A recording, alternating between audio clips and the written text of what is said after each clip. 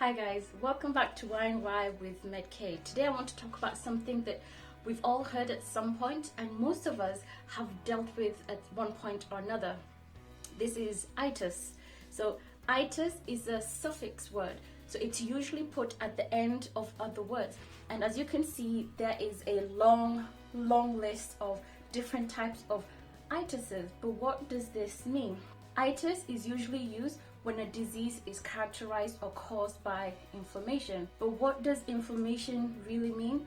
Hopefully in this video, I'll give you a simple understanding of what it means. So let's talk about you and your inflammation.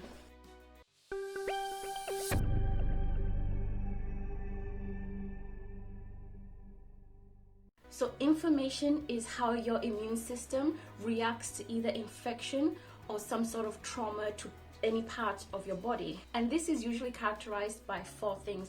It's usually red, hot, swollen, and painful. So inflammation is not always associated with infection. As I've just said, it can also be caused by trauma if you hurt yourself in some sort of way. And sometimes it can just be caused by autoimmune diseases or other things in your body that are not where they're supposed to be. So to try and make it easy to understand the role that your immune system plays in inflammation, I'm going to compare this to firefighters. So I'm going to compare your body, your tissue, your organs to a house. I'll compare maybe an infection, trauma, some sort of injury to a fire. I'm going to compare your immune system and the way it reacts to firefighters. So when everything is normal and okay and there's no injury or trauma or anything that's going on in your body, then there's no problem with your tissue. So if there's no fire, then the house is fine. But what happens when you do get an infection, you do get some sort of trauma or injury, when you get a fire? The smoke in the fire sets a signal to other people. You know that there's a fire, so somebody calls 999. It's the same with the body. When there's some sort of infection or injury, there's a bunch of chemicals that are released that recruit your immune system. So your immune system, the firefighters, they come to the scene, they come to wherever this injury or this infection is, which explains why you get red, hot, swollen, and painful in that area because of all this extra stuff going on. Just like if there's a fire, there's a lot of commotion, there's a lot of noise, there's a lot of people running around. So now you have to put out the fire, and this is what specific immune cells do. They go in, and whether it's trying to get rid of whatever injury has been caused, if maybe there's bacteria or viruses, it's their job to take those out and make sure they're destroyed. Just like the firemen, it's their job to put out that fire. And once the firemen have detected that the fire is out, there's nothing else causing damage, they stop. It's the same with your immune system. Once it detects there's nothing causing some sort of infection or injury, it stops. And because they're not needed there anymore, the firefighters get back into the truck and go back to the fire station, and your immune cells are not needed anymore, so they're taken back into your bloodstream. So now the firefighters have gone, there's no more fire, but what you're left with is a burnt house. And this is not something that can function well. You can't live in a burnt house. It's the same with your body. After there's been a bit of damage or some sort of infection, it can't stay like that because it can't function like that. So just like a burnt house, other people are called in to come and fix it and make sure it's back to how it used to be. This can be builders, people to put back in the windows, people to put in a new carpet, people to paint the walls, whatever it is that takes for that house to get back to its original function. It's exactly the same for your body.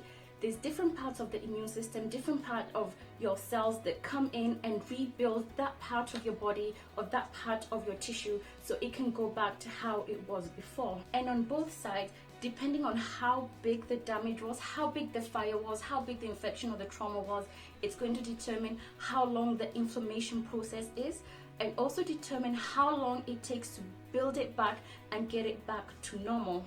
In some cases, you're not able to go to the exact way it was before, but your body, just like builders, they're very good at using other things to rebuild it and get it close to normal as it used to be. So you can see that the inflammation process is very important for our health.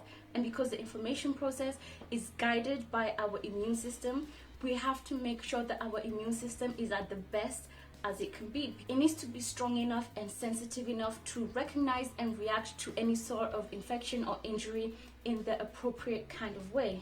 And as you saw, it needs to be able to know when those injuries, those fires have stopped, because the process of inflammation, when it goes on for too long, it ends up causing more damage than healing. So just like the firefighters, if they stayed at the house and continued kicking down doors and pouring water everywhere even after the fire had gone, that means it ended up causing damage that wasn't really needed. It's the same for your immune system. You don't want your immune system to be activated and cause extra damage when it doesn't need to. And if this process keeps going on, it means your tissue or your cells are not able to be repaired properly. So just like the firefighters, if they're still kicking down doors and you have a builder who comes in and puts in a new door and the firefighter kicks it down again, it's not repairing your house properly. The same for your immune system.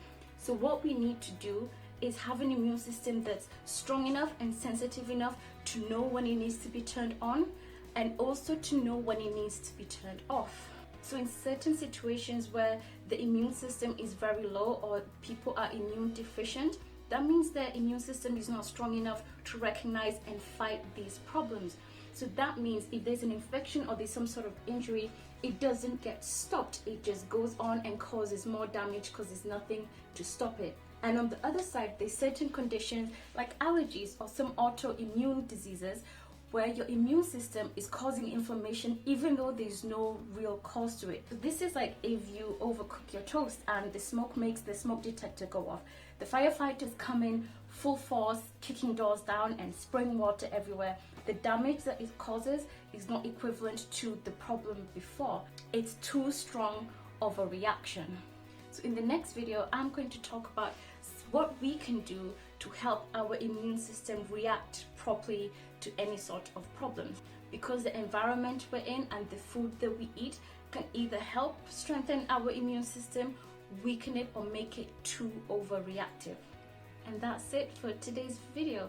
Hopefully you've got a little bit more understanding of what inflammation is, and the next time you hear itis, hopefully you'll know what it means, or you just think of firefighters. Thank you so much for taking your time to watch this, and I'll see you next time. Bye.